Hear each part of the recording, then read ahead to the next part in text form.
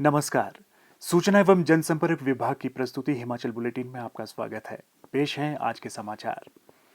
आज मुख्यमंत्री श्री जयराम ठाकुर की अध्यक्षता में शिमला में आयोजित प्रदेश मंत्रिमंडल की बैठक में हिमाचल प्रदेश नगर निगम अधिनियम 1994 और हिमाचल प्रदेश नगर निगम चुनाव नियमों 2012 में संशोधन करने का निर्णय लिया गया। इन संशोधनों से पार्टी चिन्हों पर चुनाव आयोजित करवाने, अन्य पिछड़े वर्गों को आरक्षण प्रदान करने और दल बदल पर अयोग्य घोषित करने तथा अविश्वास प्रस्ताव आदि को मजबूत करने का मार्ग प्रशस्त होगा। मंत्रिमंडल ने हिमाचल प्रदेश के बजट सत्र के लिए राज्यपाल के अभिभाषण को भी स्वीकृति प्रदान की।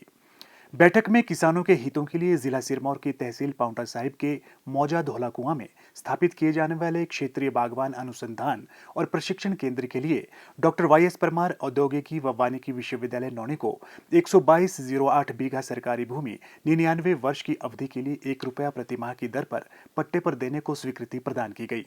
बैठक में आधिकारिक यात्राओं के दौरान कर्मचारियों और आम जनता को बेहतर ठहरने की सुविधा प्रदान करने के उद्देश्य से मंडी जिले के सुंदरनगर विश्राम गृह में 3 करोड़ 90 लाख रुपए की लागत से अतिरिक्त भवन निर्माण को स्वीकृति प्रदान की गई।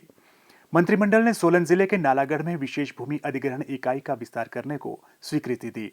परियोजना निदेशक भारतीय राष्ट्रीय राजमार्ग प्राधिकरण शिमला के अधीन 18 किलोमीटर सड़क के लिए भूमि अधिग्रहण कलेक्टर नालागढ़ द्वारा किए जा रहे भू अधिग्रहण कार्य के दृष्टिगत 1 जनवरी 2021 से 1 वर्ष की अवधि के लिए कर्मचारियों को पुनर्रोजगार अथवा निर्धारित वेतन के आधार पर नियुक्त करने का निर्णय लिया गया।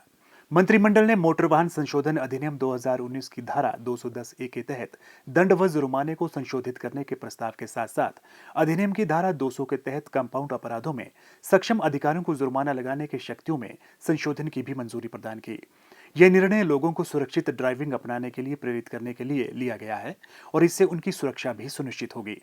मंत्रिमंडल ने प्राथमिक और उच्च शिक्षा विभागों में एसएमसी शिक्षकों की नीति के तहत पहले से तैनात 2555 एसएमसी शिक्षकों की नियुक्ति को शैक्षणिक सत्र 2021-22 के लिए बढ़ाने का निर्णय लिया है। मंत्रिमंडल ने गलवान हमले में शहीद अंकुश ठाकुर के सम्मान में हमीरपुर जिला के राजकीय वरिष्ठ माध्यमिक पाठशाला मनोह का नाम बदलकर शहीद अंकुश ठाकुर राजकीय वरिष्ठ माध्यमिक पाठशाला मनोह रखने को सहमति प्रदान की। प्रदेश के पात्र कृषि उत्पादक संगठनों को प्रोत्साहन, रियायतें और सुविधाएं प्रदान करने के उद्देश्य से मंत्रिमंडल ने किसान उत्पादक संगठन 2020 मुख्यमंत्री कृषि कोष योजना लागू करने का निर्णय लिया है। इस योजना के तहत एफपीओ कुल परियोजना लागत की 30% प्रारंभिक राशि का लाभ उठा सकते हैं, जिसके लिए अधिकतम सीलिंग 6 लाख अथवा एफपीओ द्वारा अर्जित 1.5 गुना इक्विटी जो भी कम हो का लाभ मिल सकेगा। ये योजना बैंक ऋण, ब्याज अनुदान आदि के लिए क्रेडिट गारंटी कवर भी सुनिश्चित करेगी। मंत्रिमंडल ने छोटा शिमला वार्ड के मोहाल बाजार के खसरा नंबर 60 में शिमला जमीन जो वर्तमान में पुलिस विभाग के अधिकार क्षेत्र में है को नगर निगम शिमला को हस्तांतरित करने को मंजूरी प्रदान की, ताकि नगर निगम शिमला की 2 दुकानों को खसरा नंबर 60 में स्थानांतरित किया जा सके। इससे छोटा शिमला से कुसुम्पटी सड़क पर यातायात की समस्या से निपटने और जनहित में सद्भावना चौक को चौड़ा करने के कार्य में सहायता मिलेगी। मंत्रिमंडल ने प्रदेश के प्रत्येक नर्सिंग संस्थान में 45 वर्ष से कम आयु की पात्र विधवाओं के लिए एएनएम या बीएससी पाठ्यक्रम में 1 सीट आरक्षित करने को सहमति प्रदान की। बैठक में मुख्यमंत्री स्वावलंबन योजना 2019 में संशोधन को अनुमति प्रदान की गई। इससे उद्यमियों पर ऋण का बोझ कम होगा और सब्सिडी उधारकर्ता के सावधि ऋण खातों में जमा की जाएगी। ये 3 साल के बाद ही समायोजित की जाएगी। योजना के तहत बैंक द्वारा ऋण की पहली किश्त के वितरण के बाद महाप्रबंधक जीआईसी पहले 60% की दर से अनुदान राशि को मंजूरी प्रदान करेंगे। इकाई के व्यावसायिक उत्पादन व संचालन और इकाई के भौतिक सत्यापन शुरू होने के उपरांत 40% राशि प्रदान की जाएगी। यह राशि सत्यापन के 15 दिनों के भीतर जारी की जाएगी। मंत्रिमंडल ने अभियोजन विभाग में कनिष्ठ कार्यालय सहायक आईटी के 12 पदों को भरने की स्वीकृति प्रदान की। ये पद सीधी भर्ती के माध्यम से अनुबंध आधार पर भरे जाएंगे। बैठक में सीधी भर्ती के माध्यम से नियमित आधार पर उप पुलिस अधीक्षक के 4 पदों को भरने को भी स्वीकृति प्रदान की गई। मंत्रिमंडल ने उद्योग विभाग के भूवैज्ञानिक विंग में कनिष्ठ कार्यालय सहायक आईटी के 8 पदों को अनुबंध आधार पर भरने के लिए अपनी स्वीकृति प्रदान की। बैठक में अनुबंध आधार पर उद्योग विभाग में प्रबंधक डीआईसी के 1 पद को भरने को भी स्वीकृति प्रदान की गई। मंत्रिमंडल ने सूचना प्रौद्योगिकी विभाग में अनुबंध आधार पर कनिष्ठ कार्यालय सहायक आईटी के 2 पदों को भरने को स्वीकृति प्रदान की। बैठक में श्रम एवं रोजगार विभाग में अनुबंध आधार पर सहायक निदेशक कारखानों रसायन के 1 पद को भरने की सहमति दी गई। मंत्रिमंडल ने हिमाचल प्रदेश के पूर्ण राज्यत्व के अवसर पर आयोजित की जा रही स्वर्ण जयंती के उपलक्ष्य में वर्ष भर आयोजित होने वाले विभिन्न समारोह पर भी चर्चा की। मुख्यमंत्री श्री जयराम ठाकुर ने आज वर्चुअल माध्यम से तत्तापानी में जल क्रीड़ा गतिविधियों का शुभारंभ किया। मुख्यमंत्री ने कहा कि प्रदेश सरकार नई राहें नई मंजिलें योजना के तहत पर्यटन की दृष्टि से कम विकसित पर्यटन स्थलों को विकसित करने के लिए प्रतिबद्ध है। इससे न केवल प्रमुख पर्यटन स्थलों पर भीड़ का बोझ कम होगा, बल्कि पर्यटकों को नए पर्यटन गंतव्य भी मिलेंगे। इससे स्थानीय युवाओं को स्वरोजगार और रोजगार उपलब्ध करवाने के अवसर प्राप्त होंगे। श्री जयराम ठाकुर ने कहा कि प्रदेश सरकार ने खेल प्रेमियों के लिए खेल गतिविधियां और अधिक सुरक्षित बनाने के लिए हिमाचल प्रदेश विविध साहसिक गतिविधियां संशोधन नियम अधिसूचित किया है। प्रदेश सरकार विभिन्न जलाशयों में speed boat, water skiing, jet skiing, ski boarding, water scooter cruise इत्यादि गतिविधियां आरंभ करेगी। मुख्यमंत्री ने कहा कि सतलुज आरती और एक बर्तन में 1995 किलो खिचड़ी बनाकर तत्तापानी ने Guinness book of world record स्थापित किया है, जिससे पर्यटन की दृष्टि से बड़े स्तर पर पहचान प्राप्त हुई है। उन्होंने कहा कि करसोग क्षेत्र में माहुनाग मंदिर, कामाक्षा मंदिर जैसे विभिन्न प्रसिद्ध पर्यटन गंतव्य हैं, जिन्हें धार्मिक पर्यटन की दृष्टि से विकसित किया जाएगा। मुख्यमंत्री ने कहा कि प्रदेश सरकार ने राज्य के पूर्ण राज्यत्व का स्वर्ण जयंती वर्ष शानदार तरीके से मनाने का निर्णय लिया है। प्रदेश की बेहतरीन विकासात्मक यात्रा पर प्रकाश डालने के लिए वर्ष भर 51 कार्यक्रम आयोजित किए जाएंगे। मुख्यमंत्री ने कहा, जो हमने तत्तापानी को पर्यटन के नक्शे पर लाने की बात कही थी, उसको हम अपनी आंखों के सामने साकार होते देख रहे हैं। लगभग 3.5 करोड़ की लागत से जो जेटी और उसके साथ साथ में जो वाटर स्पोर्ट्स के साथ साथ में जो वहां पर पर्यटन की दृष्टि से जो किया जा सकता तो वो करने की हमने कोशिश की है। और इससे आगे बढ़कर के हमारा एक और प्लान है, वो ये है कि वहां पर हम पानी के अंदर ही रेस्टोरेंट बना करके जो फ्लोटिंग होगा, पानी के ऊपर होगा, लोग जाएंगे और उस रेस्टोरेंट में वहां पर बैठेंगे, खाना भी खाएंगे, आनंद भी लेंगे।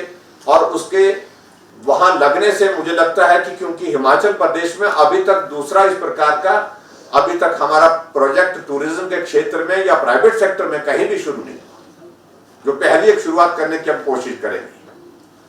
उसके लिए हम आगे बढ़कर के काम करने वाले हैं। मैं उम्मीद करता हूं कि बहुत जल्दी उसमें भी हम सफल होंगे। और उसके अतिरिक्त और भी चीजों को लेकर के आपके तत्तापानी से लेकर के कोल डैम तक हम अपने जहां जो हमारा डैम की जो रिजर्वायर बनी हुई है उसमें जाकर के वो हमारे ट्रांसपोर्टेशन के लिए, आने जाने के लिए भी एक रास्ता बने, माध्यम बने। उसके लिए भी हम कोशिश कर रहे हैं कि उसके लिए भी व्यवस्थित ढंग से आने वाले समय में हम काम करने की कोशिश करेंगे, ताकि आने जाने का रास्ता भी वो बने। हम चाहते हैं कि जो टूरिस्ट आ रहे हैं उनको तुरंत जो है हमको वहां पर जो सुविधाएं पर्यटन की दृष्टि से देने की जरूरत है वो तुरंत देनी चाहिए। और इसलिए देनी चाहिए ताकि वो आकर के बाकी लोगों के बीच में इसका संदेश दे सके कि शिमला जा रहे हैं तो तत्तापानी जरूर जाओ। मुख्यमंत्री श्री जयराम ठाकुर ने आज तत्तापानी में प्राथमिक स्वास्थ्य केंद्र का उद्घाटन भी किया, जिससे क्षेत्र के लोगों को घर द्वार के निकट बेहतर स्वास्थ्य सुविधाएं उपलब्ध हो सकेंगी। मुख्यमंत्री ने पर्यटन विभाग के ई सर्विस पोर्टल को भी जारी किया, जिससे उद्यमियों को आतिथ्य क्षेत्र में विभिन्न परियोजनाओं की स्वीकृति जैसी समस्याओं के लिए समयबद्ध सेवाएं सुनिश्चित होंगी। इससे आवेदनकर्ताओं को पंजीकरण, नवीकरण, परियोजना स्वीकृतियां और अनिवार्यता प्रमाण पत्र जैसी सुविधाएं उपलब्ध होंगी। श्री जयराम ठाकुर ने हिमाचल भवन नई दिल्ली और चंडीगढ़ तथा हिमाचल सदन नई दिल्ली की बुकिंग के लिए ऑनलाइन सुविधा का भी शुभारंभ किया। मुख्यमंत्री श्री जयराम ठाकुर ने हिमाचल प्रदेश पर्यटन विकास निगम की 2 यूरो 6 AC वोल्वो बसों को हरी झंडी दिखाकर रवाना किया। इन बसों को 2,38,36,000 रुपए की लागत से खरीदा गया है। मुख्यमंत्री ने कहा कि पर्यटन विकास निगम ने इन यूरो 6 AC वोल्वो बसों को देश भर में सबसे पहले खरीदा है। पर्यटकों और आम लोगों की सुविधा के लिए निगम की परिवहन शाखा शिमला दिल्ली मनाली के बीच AC वोल्वो बसें संचालित कर रहा है। पर्यटकों की मांग पर निगम शिमला और मनाली के आसपास भी नॉन AC बसें संचालित कर रहा है। उन्होंने कहा कि इन बसों का परिचालन मनाली व शिमला के मध्य भी किया जा रहा है। श्री जयराम ठाकुर ने कहा कि ये बसें वायु प्रदूषण नियंत्रित करने में मददगार साबित होंगी। इसके अलावा इन बसों में आधुनिक तकनीक का प्रयोग किया गया है और यात्रियों के लिए काफी आरामदेह भी है। स्वास्थ्य एवं परिवार कल्याण विभाग द्वारा दोपहर 2 बजे जारी बुलेटिन के अनुसार प्रदेश में कोरोना संक्रमण की जांच के लिए आज 3,114 लोगों के सैंपल लिए गए, जिनमें से 89 लोगों की रिपोर्ट नेगेटिव पाई गई है, जबकि 3,025 लोगों की रिपोर्ट आना बाकी है।